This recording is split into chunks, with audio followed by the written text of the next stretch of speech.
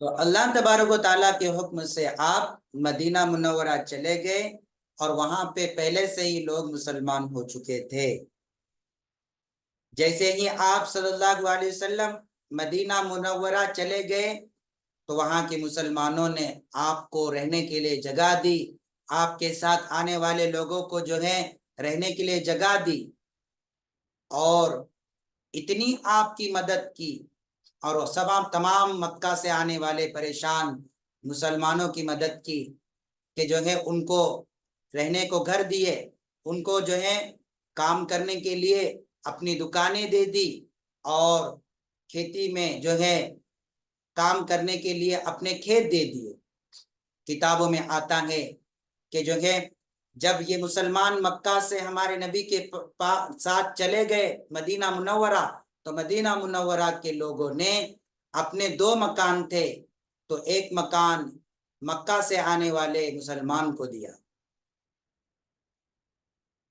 दो दुकानें थी तो एक दुकान मक्का से आने वाले मुसलमान को दी, दो खेत थे तो एक खेत जो है मक्का से आने वाले मुसलमान को दी और अपने भाई को जो है वहां पर बसाया। तो मक्का से मदीना जाने को हिजरत कहते हैं, अपने वतन को छोड़कर दूसरे वतन में जाने को हिजरत कहते हैं। तो जो लोग मक्कतुल मुकर्रमा से हमारे नबी के साथ मदीना चले गए उनको मुहाजिर कहते गए, यानी अपने घरदार को छोड़कर दूसरे शहर को जाने वाले, हिजरत कर कर जाने वालों को मुहाजिर कहते गए। और मदीना के मुसलमान जिन्होंने मक्का के मुसलमान की मदद की उनको अंसार कहते गए, मदद करने वाले कहते हैं। उन्होंने अपने दुकानें देकर, मकान देकर, घर देकर, खेतियां देकर, बागात देकर, कारोबार देकर मक्का से आने वाले मुसलमानों की मदद की। तो मदद करने वाले मदीना के जो है मुसलमानों को अंसार कहते हैं। तो हमारे नबी सल्लल्लाहु अलैहि वसल्लम की उस जमाने में दो जमातें बनी हैं, एक थी मुहाजिरीन जो मक्का से आए और एक थे अंसार जो है मदीना में रहकर मुहाजिरीन की मदद की।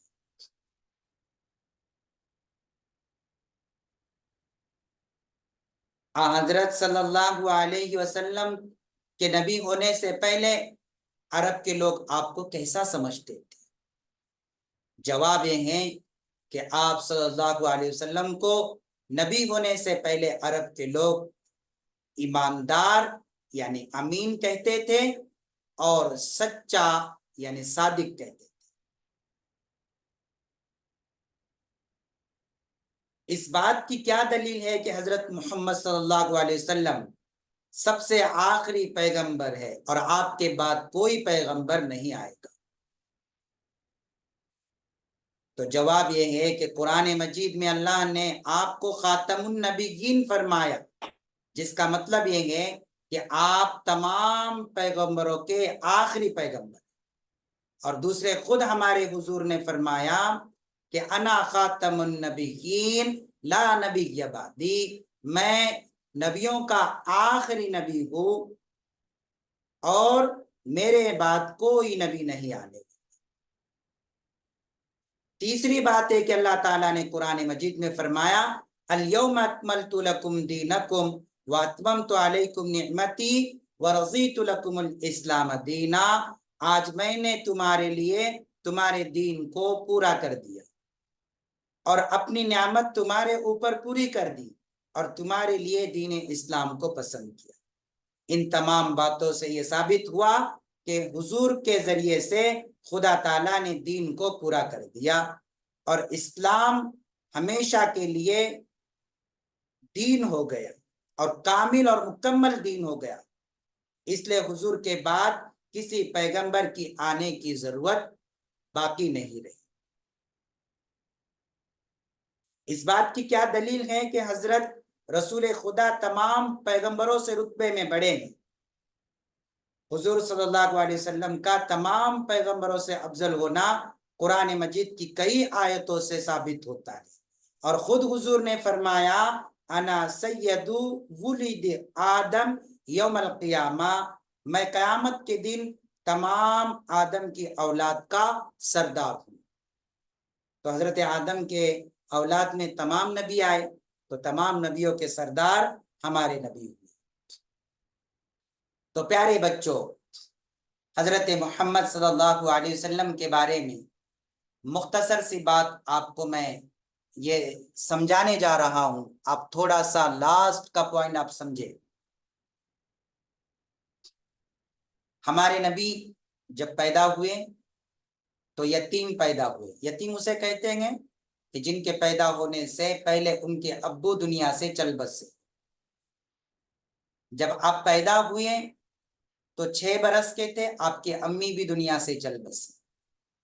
जब आपकी अम्मी के बाद आपके दादा जान हजरत अब्दुल मुत्तलिब ने आपको संभाला। जब आप 8 साल के थे तब आपके दादा जान भी दुनिया से चल बसे। फिर उसके बाद आप सल्लल्लाहु अलैहि वसल्लम को आपके चाचा जान ने संभाला, हजरत अबू तालिब ने। और वो जब आप सल्लल्लाहु अलैहि वसल्लम 12 साल के थे तो वो भी दुनिया से चल बसे। फिर आप यतीम हुए। फिर आपके खानदान में जो है आपको संभालने वाला कोई ना रहा, लेकिन फिर भी अल्लाह ताला ने आपको संभाला, आपको जो है बड़ा फरमाया, जवान फरमाया। एक बात जो मैं आपको बताना चाहता हूं वो ये है, हमारे नबी बचपन से लेकर तो जवानी तक, और जवानी से लेकर तो नबी होने तक, और नबुवत से लेकर तो मौत तक, आप सल्लल्लाहु अलैहि वसल्लम ने कभी भी एक राई के दाने के बराबर भी कोई भी गलत काम नहीं किया। और इसी वजह से अरब के लोगों ने आपको उस जमाने में ईमानदार कहा। और गलत काम से मुराद ये है कि आपसे कोई गलती हुई नहीं, न नबी होने से पहले हुई, न नबी होने के बाद। और आप सल्लल्लाहु अलैहि वसल्लम को अल्लाह तबारक व तआला ने तमाम बुराइयों से महफूज रखा था, नबी होने से पहले भी और नबी होने के बाद तमाम बुराइयों से महफूज रखा। किताबों में आता है कि एक मर्तबा जो है मेला लगा मक्का के अंदर, और आप छोटे थे, आप लोगों की तरह छोटे थे।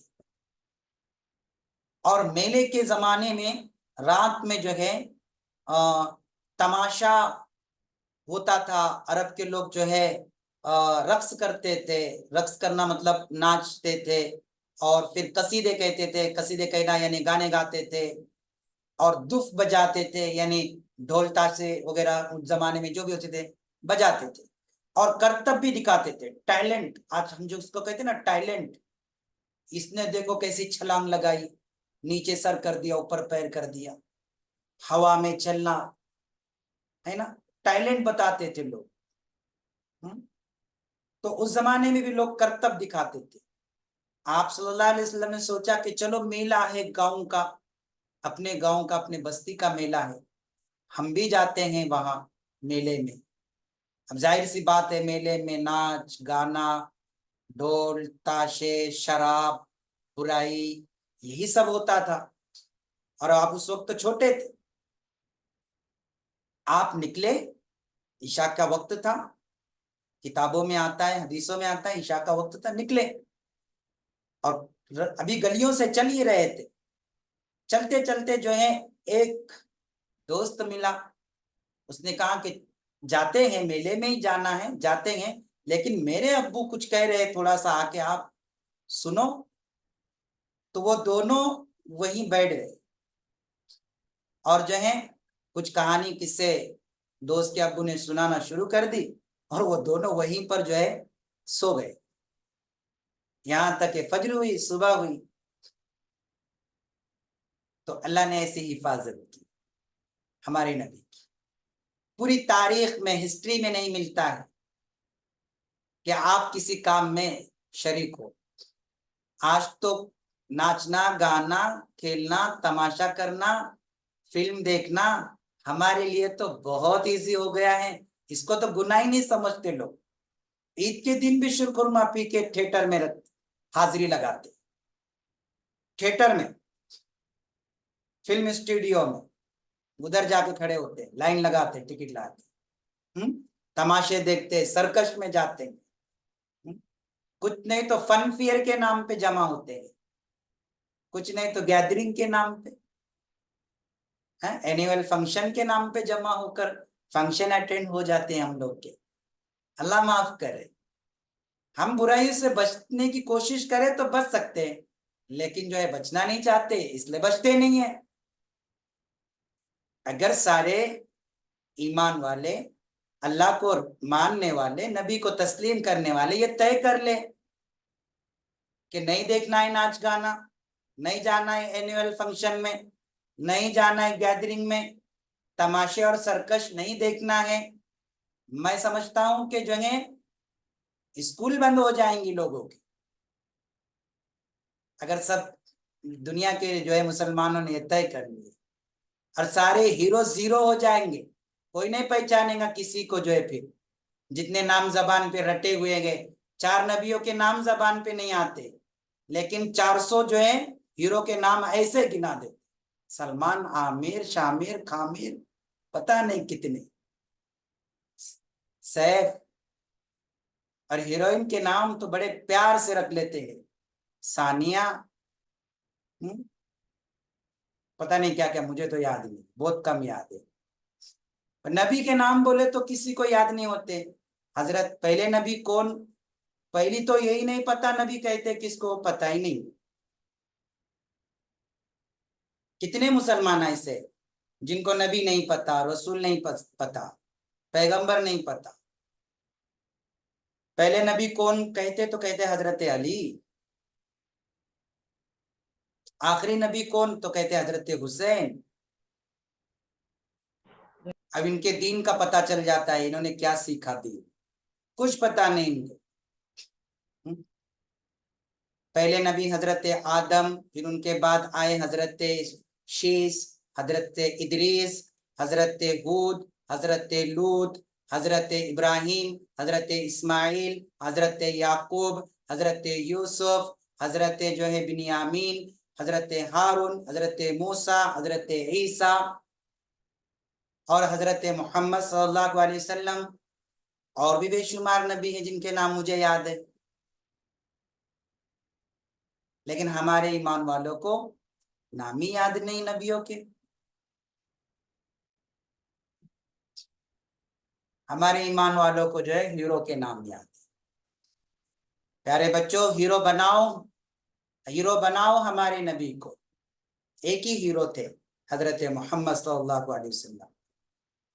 आप मासूम गुनाहों से, आप गुनाहों से पाक, आपकी आदत, आपके अखलाक सबसे अच्छे थे, हमेशा आप मुस्कुरा के मिलते, आपकी जबान से हमेशा अच्छे बोल निकलते, आपकी निगाहें हमेशा नीचे झुकी रहती थी। आप जो है, आप सल्लल्लाहु अलैहि वसल्लम बड़ों का बहुत अदब करते थे, छोटों पर बहुत मेहरबानी करते थे, तमाम दुनिया के इंसानों का ख्याल रखते थे। आपका मिजाज बहुत अलग था, नरम था, कम बोला करते थे। जी हाँ, दिखने में बहुत खूबसूरत थे हमारे नबी। किताबों में, हदीसों में आता है आप सल्लल्लाहु अलैहि वसल्लम खूबसूरत थे, आपके अंदर जमाल था। एक बार अगर कोई देखता ना आपको तो वो देखते ही रह जाता था। और मैं दावे से कह सकता हूं कि जब तक आप सामने खड़े हैं वो वहां से हट नहीं सकता था। इतनी खूबसूरती अल्लाह तबारक तआला ने, और इतना जमाल और इतना नूर आपको अता फरमाया। आपकी नाक बिल्कुल ऐसी खड़ी थी, आपका चेहरा बिल्कुल चौड़ा था, आपकी दाढ़ी मुबारक बिल्कुल मुलायम थी, आपके जुल्फे, आप जुल्फे रखते थे जो कंधों तक हुआ करते थे, कभी गर्दन तक हुआ करती थी, है ना। आपका सीना चौड़ा था, आप जो है बहुत लंबे भी नहीं थे और बहुत पस्त कद, छोटे भी नहीं थे, दरमियानी कद के थे। आप चलते तो ऐसे लगता था कि पहाड़ से कोई उतर रहा है, आप चलते थे तो ऐसे लगता था कोई पहाड़ से उतर रहा है। आप किसी को देखते थे तो वो इंसान रुक जाता था, कि निगाहों में इतनी मोहब्बत भरी होती थी, इतनी हमदर्दी भरी होती थी। इसीलिए आपको गरीबों का मसीहा कहा जाता था। किसी गरीब का जो है दर्द आपसे देखा नहीं जाता, किसी यतीम के आंसू आपसे जो है देखे नहीं जाते थे, गरीबों की, मिस्किनों की आप मदद करते थे। और आप सल्लल्लाहु अलैहि वसल्लम खुद भूखे रहते थे, औरों को खाना खिलाते थे। किताबों में, हदीसों में आता है कि जो है आपके घर का चूल्हा महीनों तक नहीं सुलगता था। क्या वजह थी इसकी? क्या आप कमाते नहीं थे, या आपके पास रिस्क नहीं था? सब था। आपके घर में जो भी होता था आप जो है भूखों को देते थे, गरीबों को देते थे, है ना? जी हाँ। हम जितना बयान करें उतना कम है हमारे नबी सल्लल्लाहु अलैहि वसल्लम के बारे में। दुनिया पर, दुनिया के जमीन पर न कोई ऐसा अच्छा इंसान आया है, न आएगा। तन्हा हमारे नबी थे जो सबसे अच्छे थे, सबसे प्यारे थे। जिसने भी आपको देखा, जिसने भी आपको देखा तो जो है वो फौरन ईमान लाए, फौरन इस्लाम लेकर आए। इतनी इस्लाम में जंगे हुई, आपने कभी तलवार नहीं उठाई, आपने दुआ के हाथ उठाए। और इस्लाम में जंगे क्यों हुई? क्या हमारे नबी नाउज बिल्ला, अल्लाह माफ करे, लड़ाकू थे? और मुसलमान नाउज बिल्ला लड़ाकू थे? नहीं मेरे बच्चों, लड़ाकू नहीं थे। हमारे इस्लाम के अंदर और हमारी नबी की जो जंगे हुई है, जो लड़ाइयां हुई है, वो इस वजह से हुई है कि जो है नाहक अगर लोगों ने मुसलमानों को या हमारे नबियों को, नबी सल्लल्लाहु अलैहि वसल्लम को अगर नाहक सताया, नाहक उनका माल लूटा, उनके बागात पर अगर कब्जा किया, उनके शहर और गांवों पर अगर कब्जा किया, तब आपने जो है जंग का और लड़ाई का ऐलान किया। वरना आपने जो है खुद से कभी जंग का ऐलान और लड़ाई का ऐलान कभी नहीं किया। आप अंदाजा लगाइए, नबी बनने के बाद से लेकर तो मौत तक 23 बरस में 10 साल आप मक्का में रहे, और 10 साल तक जो है मक्का के काफिरों ने और अल्लाह के मुनकिरों ने हमारे नबी को और हमारे नबी के हाथ पर ईमान लाने वालों को परेशान किया, सताया, तकलीफें दी, उनके बागात छीने, उनके घरों को उजाड़ा, उनको मारा, ऐसे तकलीफ के जो आप सुन भी नहीं सकते। हजरत बिलाल के बारे में आता है हदीस के अंदर कि उनका सरदार उनको गरम रेत पर भरे धूप में सुलाकर जो है लोहे के जो है आग से, आग के लोहे से दागा करता था, चटके लगाया करता, सिर्फ इस बात पर कि तुम नबी हजरत मोहम्मद सल्लल्लाहु अलैहि वसल्लम के पीछे क्यों रहते हो, और क्यों एक अल्लाह को मानते हो, और क्यों इनको नबी तस्लीम करते हो। और एक दिन नहीं, कई सालों तक उसने तकलीफें दी उस सरदार ने हजरत बिलाल। ऐसे हर मुसलमानों को तकलीफें दी गई। और इसके अलावा बहुत सारे वाकयात हैं जो हम इतने कम वक्त में बयान नहीं कर सकते, है ना? तो हमारे नबी पाक सल्लल्लाहु अलैहि वसल्लम का मिजाज, उनकी आदत इंतहाई नर्म थी, इंतहाई बरगजीदा थी, बहुत ही मेहरबान, बहुत ही शफकत करने वाली।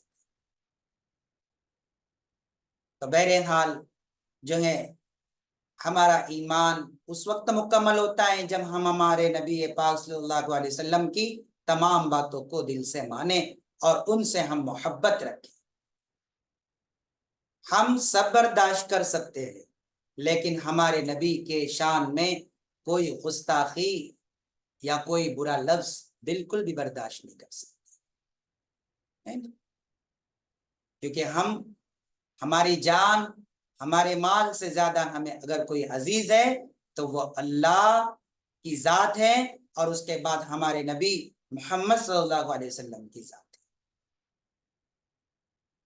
और इस पर हमारा ईमान है। उम्मीद करता हूं कि आज का ये मुख्तसर सा जो है बयान आपके समझ में आ गया, है ना? चलो।